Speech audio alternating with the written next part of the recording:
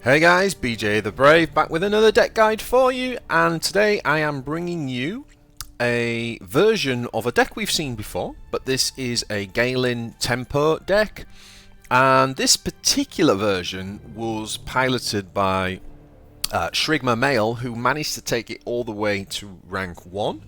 And so I managed to pick his brain a little bit, and he was okay with me kind of sharing this with you guys and kind of just giving you a little bit of background in terms of what's in the deck, what its kind of strengths and weaknesses are, matchups, and a little bit of information how to pilot it. So I've got that breakdown for you coming up, followed by a few games as well that we play against human opponents as usual on ladder, so that you can see some realistic games with the deck in action.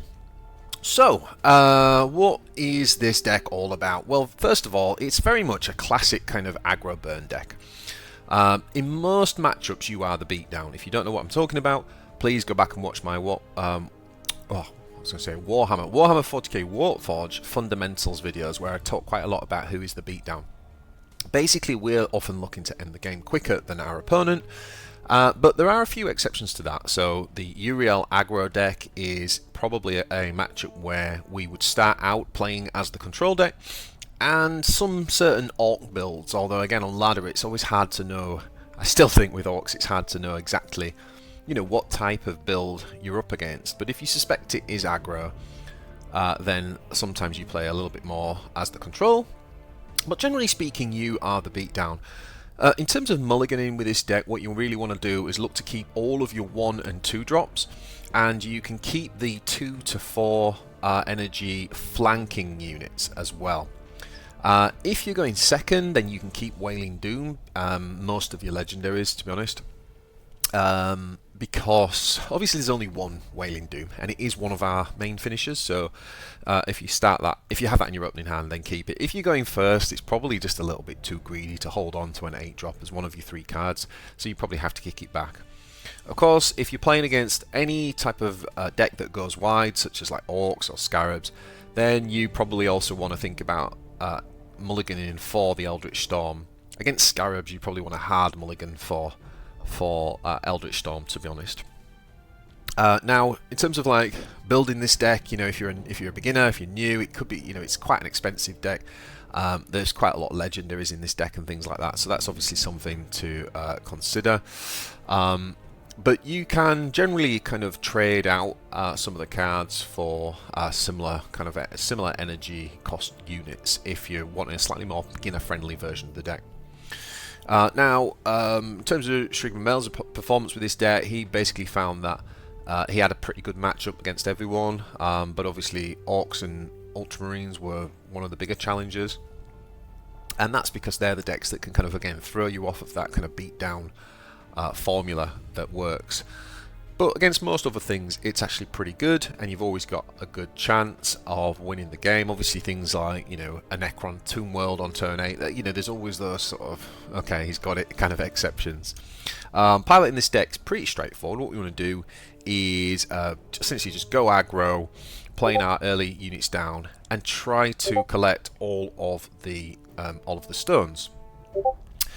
So let me just put this on mute a second. Okay, so you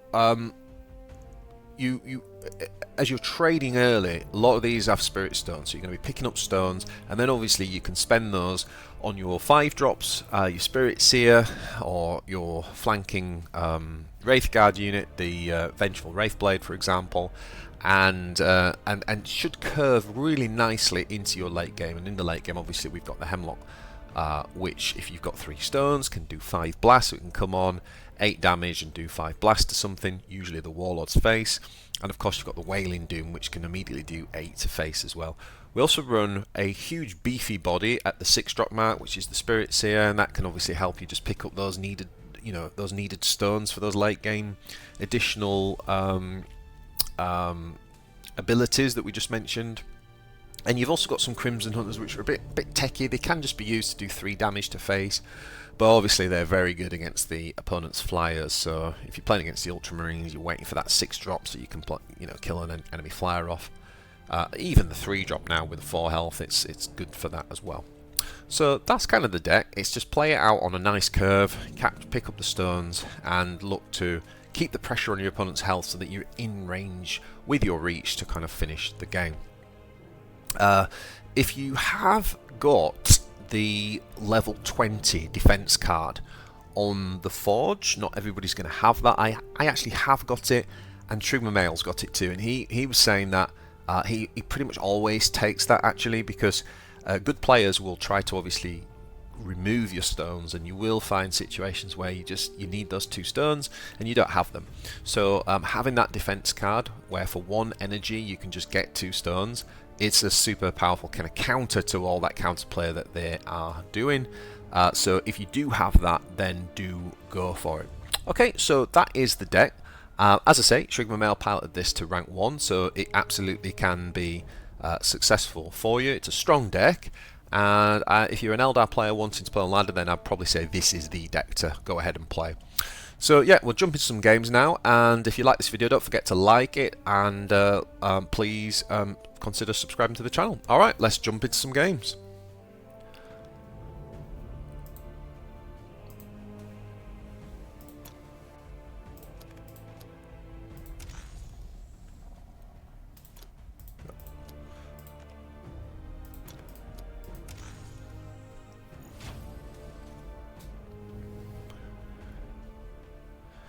Uriel Ventress.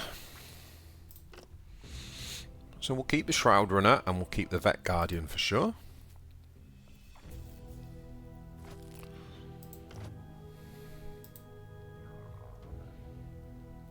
Now we are going first, so we're going to play the Vet Guardian here because he can actually remove the stone with trading with Uriel and then using his Warlord talent to clear the stone. With this Guardian, he can't do that. So now we're going to play it as the control player in this matchup, so we're not actually going to attack.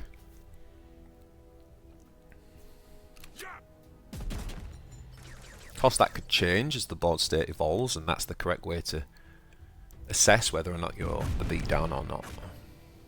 So there we go. So far to plan, and we get our first stone, so that's good.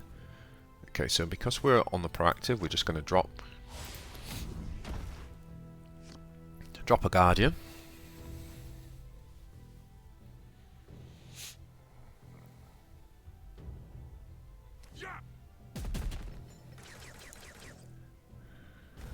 Now does he play? Okay, now this time he can clear it, but he's not developing tempo, so I'm not too sad about that, and it gives me a turn where I am actually going to go ahead and play the Dance of Death here. And now I feel like I'm in the position where I can start to attack, because obviously it's no longer a 2 for 2 trade, it's now a 4 for 2 trade.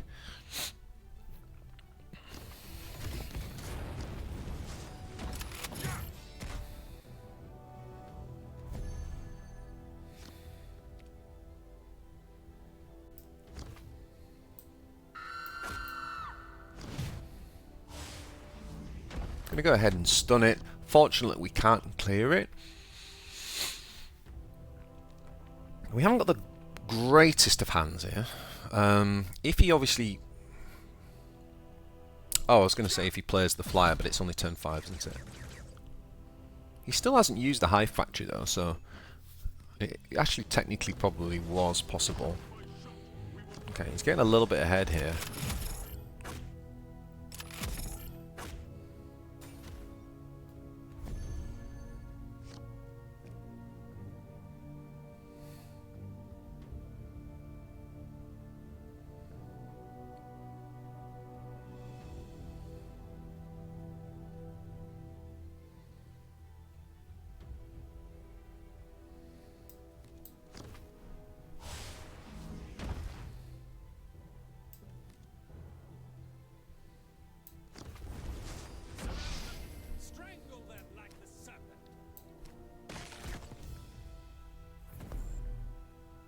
This again is not a good turn for us, and him having the stun on Ghaelyn when we've got the Shuriken fought, the Dance of Death, the Shuriken 2, that was a real handicap moment for us. So, you know, we're a bit stuck here. Our hand's not great. We've got a double Eldritch Storm, but no way to actually get the trigger the powerful effect. So we're falling behind quite heavy here.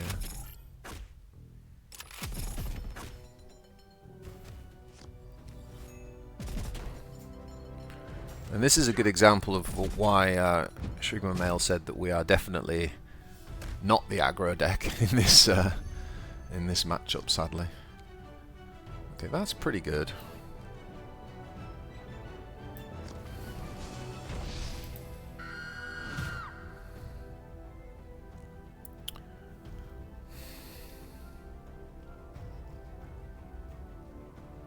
I wonder whether we should have actually stunned this. No, we've got to kill that, haven't we?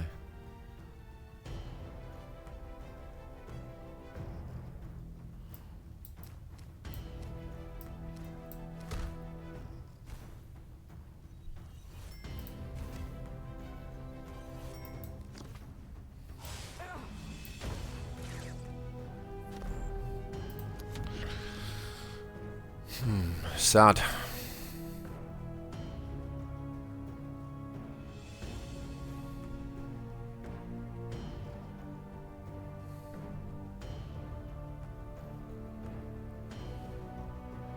You can actually trade with the firstborn there, can't he? And survive. I mean, the good news is that we do at least get the Eldritch Storm off now. But I think it's a little bit too little too late, to be honest. If you look at the health totals.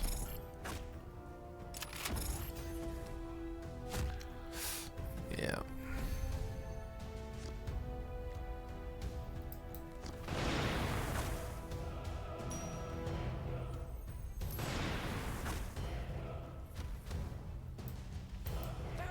Yeah, and that doesn't help either.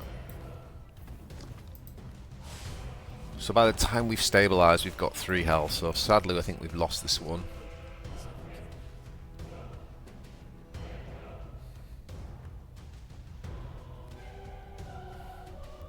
GG.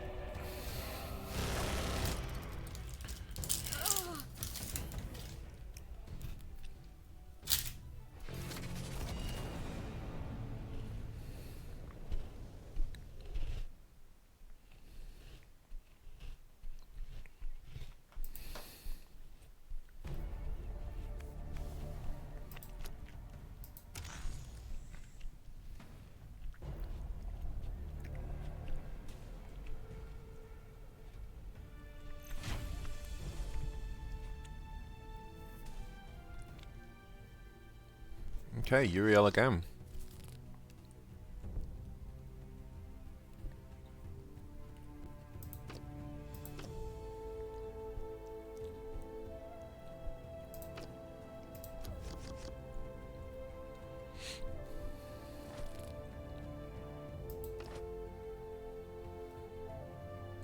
So the Aspect Shrine, this is the level 20 on the Forge defense stratagem, so we're going to select that.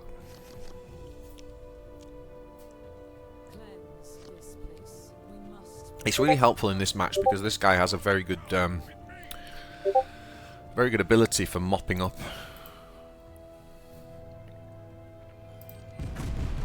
our Spirit Stones. I was going to say Remnants then, we're not playing Necrons, are we? Okay, so we are going to drop the Veteran here, and we're not going to attack.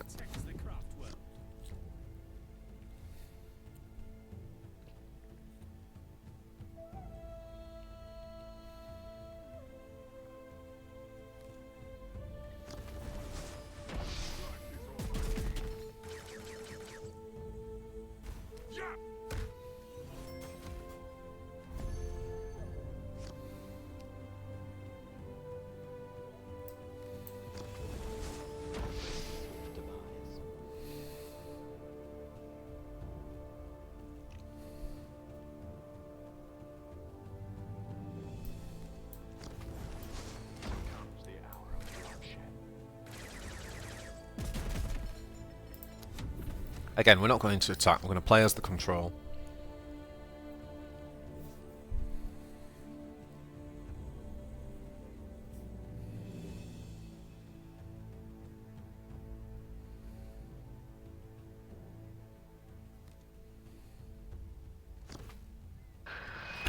Wow. Okay. Okay. So I think here we will drop... do we want to drop the Dance of Death? Or do we want the Spider?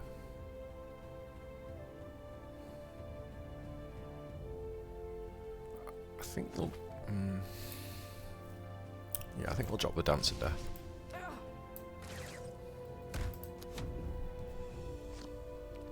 If we'd had a 5-drop in our hand that requires the 2 stones, then maybe we'd have gone with the Spider and the Shrine. It's difficult trying to find the opportunity though against aggro to play this, so I feel like that was it.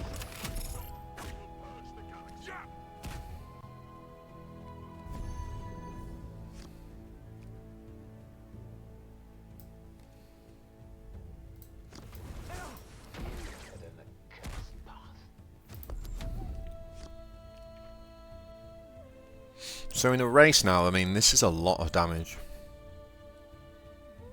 And if he develops a unit here, we can hopefully play Fireheart. Whoa.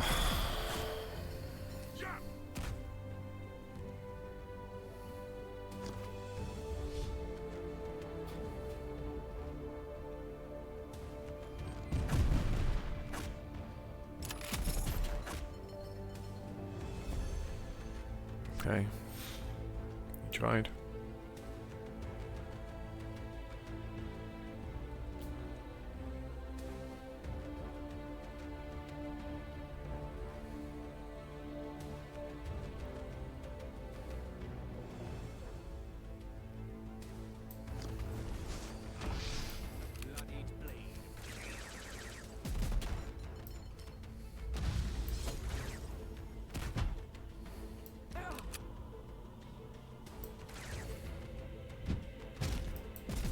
Not confident I've done that correct, to be honest.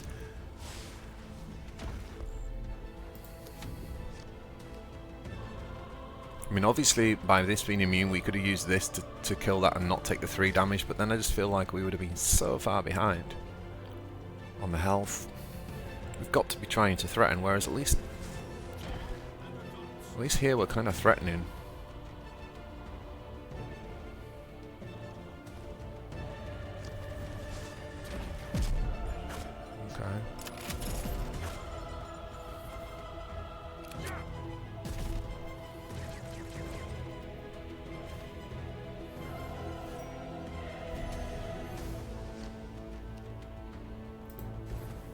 I think we have lethal.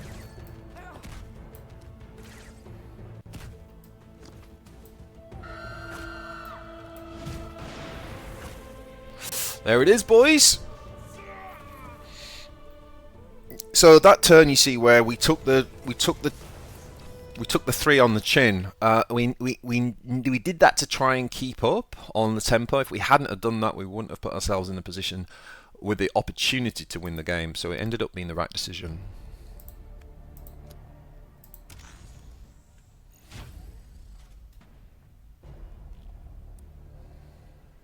Okay, Imotekh.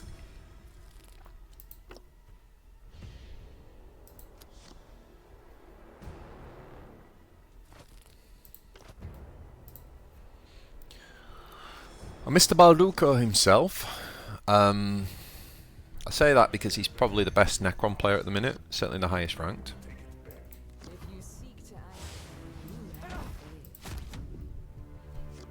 So we're going to play as the beatdown here. We've got to attack. We are not out controlling Imotekh. And he's going to use the Lord of the Storm to clean up the stone. Yeah.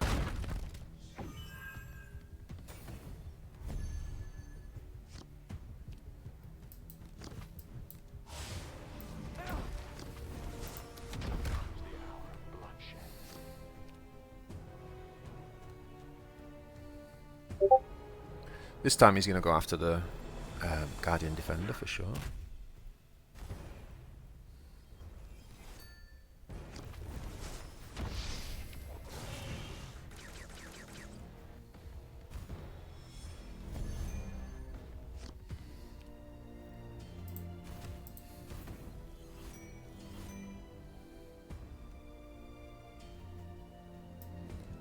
So we're going to actually develop here rather than just the Dance of Death.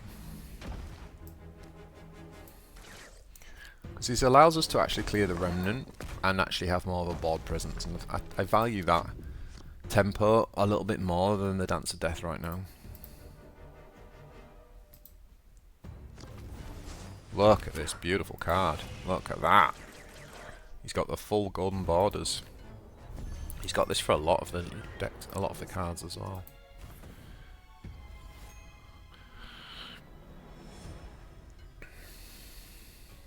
Now we could use, there's a lot of things we could do here, right? I think I want to develop this, so I think what I'm going to do is hit this and do this. And then next turn we can look to use Fireheart to make targets invulnerable.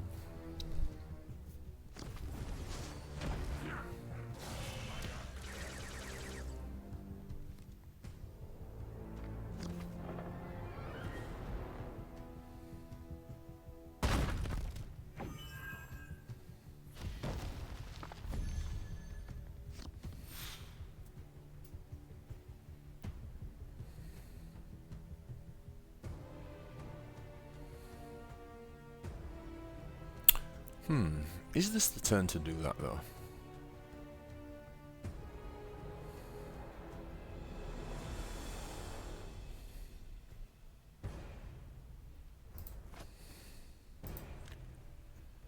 We must hurry.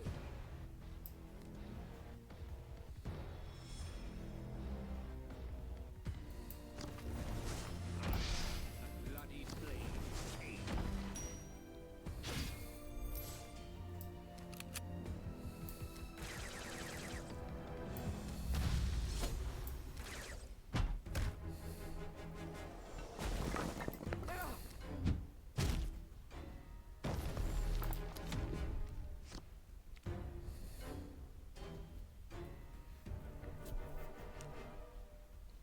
So I'm expecting a flanker here, I think.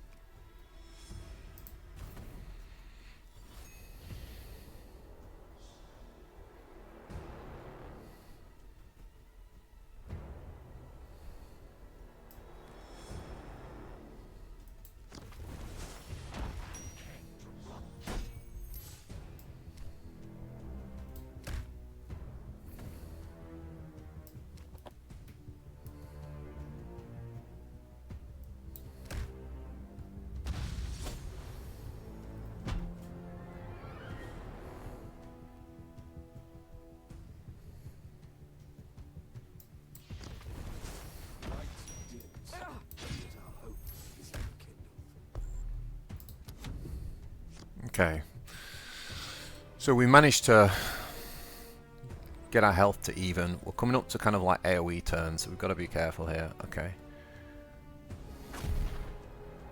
Didn't really play around that too well either, so something to think about.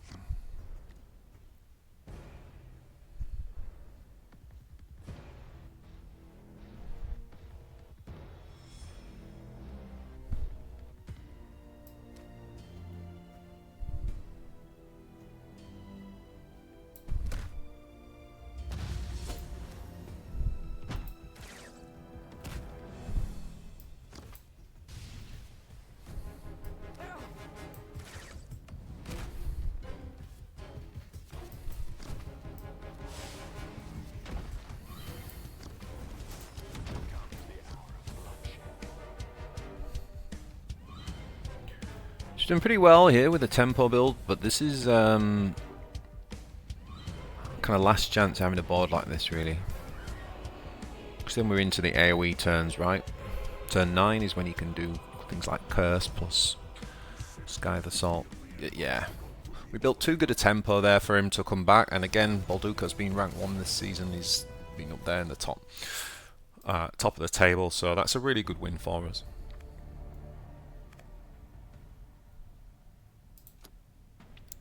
Yeah, so there you have it, guys. I think this is a fantastic deck right now. If you want to climb, as I say, Shrigma Male got to rank 1 with it. If you're on the Eldar collection and you're looking for a deck for ladder, to be honest, it's, even though I enjoy some of the more flavorful decks, and you've seen some of my deck guides, I've got, you know, some fancier units in and things like that, but if I'm really honest, this is like the deck to play. If you just want to kind of climb ladder and do well and really make best use of your Eldar collection, this is the deck I'm recommending. So yeah, I hope you enjoyed that. Please like and subscribe, and I'll see you in the next one.